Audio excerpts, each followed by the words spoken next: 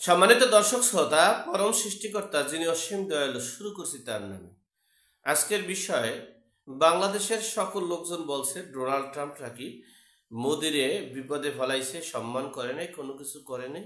আজকে প্রকাশ্যে মিডিয়ার সামনে ডোনাল্ড ট্রাম্প ডক্টর মোহাম্মদ ইউনূসের ব্যাপারে খুব চমৎকারভাবে উপস্থাপন করেছে। সে বিষয়ে সংক্ষেপে আপনাদের সাথে শেয়ার করছি।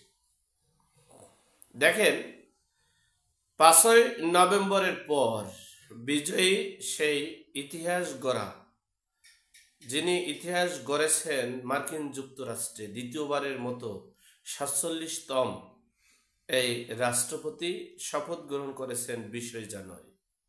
শপথ গ্রহণের আগেও বাংলাদেশের আমাদের মিডিয়াতে অনেক নানান জল্পনা কল্পনা, তিনি ক্ষমতা নিতে নাও পারেন, নিতে পারবেন না, অনেক সমস্যা, নানান সমস্যা। যাই হোক, আমাদের কথা তো আর যাই হোক, এরপরে হচ্ছে ডোনাল্ড ট্রাম্পকে আমরা নিয়ে ফেলেছি, এরপরে ইলন মাস্ককে আমরা কিনে ফেলেছি, চিঠি দিয়ে তাকে আমরা একবারে বশ করে ফেলেছি। তারা এখন আমাদের কথায় উঠবে বসবে, এবং আমরা যা করব বাংলাদেশে সেটাই বৈধ, এবং যা করব সেটাই করা সম্ভব হবে।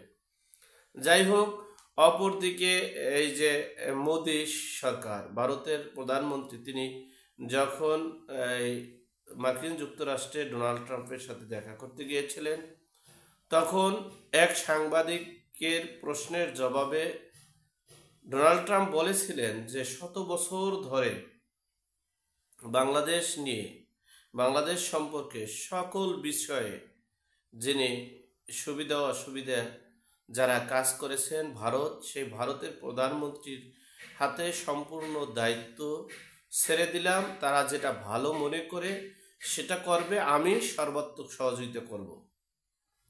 এই কথা বলায় বাংলাদেশের মিডিয়া আমরা নানানভাবে সুন্দরভাবে বোঝাতে সক্ষম হয়েছি, বলতে সক্ষম হয়েছি, মিডিয়ায় উপস্থাপন করতে সক্ষম হয়েছি যে ডোনাল্ড ট্রাম্প তো একবারে সব ঠিক হয়ে গেছে। ডোনাল্ড ট্রাম্প তো মোদিরে চান্সই দেয় নাই, মোদি কয়দিন থাকতে পারবে ক্ষমতায় সেটাই একটা বিষয়, মোদিরও গদি শেষ। হ্যাঁ, আবার অনেক জ্যোতিষও আমরা রেডি করেছি। যাই হোক, সর্বোপরি কথা হচ্ছে এই নানান বিষয় যখন এত কিছু বলার পর এই ডোনাল্ড ট্রাম্প, কিন্তু আমি বারবারই আপনাদেরকে বলেছিলাম যে আমার এই ভিডিওগুলো বাংলাদেশের জনগণ পছন্দ না করলেও মার্কিন যুক্তরাষ্ট্র সহ এমনকি ডোনাল্ড ট্রাম্পও আমার এই ভিডিওটা দেখে, এবং অনেক ভিডিও আমাদের যেটা মার্কিন যুক্তরাষ্ট্র সহ বিশ্বের ক্ষমতাধর রাষ্ট্রগুলো দেখার চেষ্টা করে এবং বোঝার শোনার চেষ্টা করে। যদিও আপনারা আমাদেরকে বা ব্যক্তিগতভাবে আমাকে অনেক গালাগালি বকাবকি করতে পারেন, কিন্তু আমি কোনো তথ্যপত্র ছাড়া বা কোনো যেটা সম্ভাবনা আছে সেটা ছাড়া আমি বানাইয়ে কোনো শব্দ বা কোনো কথা বলার চেষ্টা করি না। যাই হোক, এরপরে আমাদের উপরে যেটা ডোনাল্ড ট্রাম্প কখনই বলতে চেষ্টা করেনি, যেটা যে করবে, যেভাবে করবে, যেটা ইতিপূর্বে মার্কিন যুক্তরাষ্ট্র জো বাইডেন করেছিল, ঠিক তার চেয়েও সূক্ষ্মভাবে ডোনাল্ড ট্রাম্প কাজগুলো করতে চেয়েছে। কিন্তু এই বাংলাদেশের মানুষকে ভুল বুঝিয়ে বা উল্টাপাল্টা বোঝানো বক্তব্য দেওয়ায় ডোনাল্ড ট্রাম্প এবার প্রকাশ্যে বলেছেন যে শেখ হাসিনাকে উৎখাত করার জন্য, শেখ হাসিনাকে দেশ ত্যাগ করার জন্য এই মার্কিন যুক্তরাষ্ট্রের সাবেক রাষ্ট্রপতি অর্থাৎ জো বাইডেন 29 মিলিয়ন ডলার, আপনারা একটা ভিডিওতে দেখবেন ডোনাল্ড ট্রাম্পের টুইটে এবং তার ফেসবুক পেজে এবং তার ব্যক্তিগত টুইট পেজে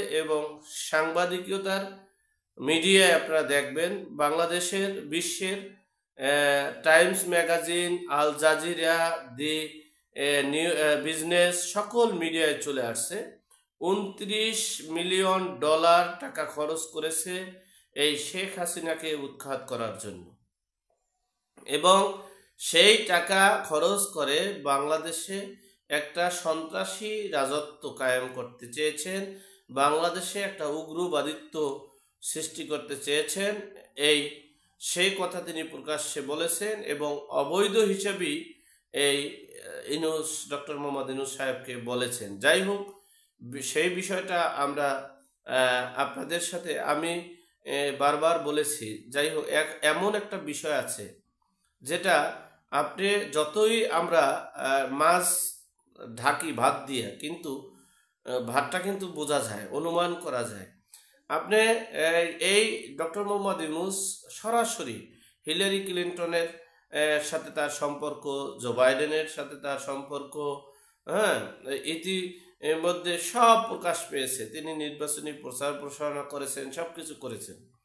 এমনকি এই শেখ হাসিনাকে উৎখাত করার জন্য যে $29 মিলিয়ন ব্যয় করেছে সেটাও প্রকাশ পেয়েছে। এখন আপনারা বুঝতে পারেন যে ডোনাল্ড ট্রাম্প বা মার্কিন যুক্তরাষ্ট্রের প্রশাসন, গোয়েন্দা সংস্থা সহ সর্বমহলে কার উপরে কোথায় মানে কার তিনি অবৈধ এবং তিনি কে বৈধ এবং কাকে উৎখাত করা হচ্ছে, এবং দেশের সার্বিক পরিস্থিতি, অর্থাৎ গতকালকেও সারা বাংলাদেশে 550-র মতো নেতা কর্মীদেরকে খালি শুধু আওয়ামী লীগের ট্যাগ দিয়ে মানে জেলে দেওয়া হয়েছে।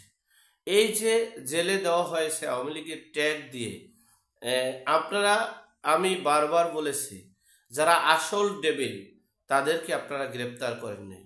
গত কালকেও দেখেন, এই যে বাংলাদেশে দেশীয় যত প্রকার অস্ত্র আছে সকল অস্ত্র নিয়ে যে এই যে ছাত্র জনতার উপরে হামলা করেছে, তারা প্রায় 100-র মতো হাসপাতালে ভর্তি। এই ছাত্র জনতারাই এই দেশের ভবিষ্যৎ, আজকের শিশু, আগামী দিনের ভবিষ্যৎ, আজকের মেধাবী ছাত্র, আজকের ছাত্র আগামী দিনের দেশ পরিচালক হবে, দেশের নীতি নির্ধারক হবে, দেশের জনপ্রতিনিধিত্ব করবে। তাদেরকে আমরা কিভাবে অত্যাচার নির্যাতন করছি। যাই হোক, সর্বোপরি কথা হচ্ছে এখন ডক্টর মোহাম্মদ ইউনূসের কি করণীয়, আর আমরা এটাকে আরো সুন্দরভাবে, রসালোভাবে আমরা আগামীকালকে বা পরশু দিনের মধ্যেই মিডিয়ায় প্রকাশ পাবো। যাই হোক, সর্বোপরি কথা হলো ডোনাল্ড ট্রাম্প তার যে কথাগুলো একটা রাষ্ট্রের প্রধান হইয়া বলতে পারে না, বলতে চেয়েছিল না, তারপরও ইঙ্গিত দিয়ে আপনাদেরকে বোঝানোর জন্য ইঙ্গিত দিয়েছেন। এখন বাকিটা আপনারা বুঝে নেবেন। যাই হোক, এখন সর্বোপরি কথা হচ্ছে আমরা আমাদের অবস্থান থেকে আমাদেরকে রক্ষা করতে হবে, আমাদের দেশকে রক্ষা করতে হবে, দেশের জনগণকে রক্ষা করতে হবে। আল্লাহ আমাদের সকলকে সঠিক জ্ঞান দান করার তৌফিক দান করুক। আমিন। আসসালামু আলাইকুম।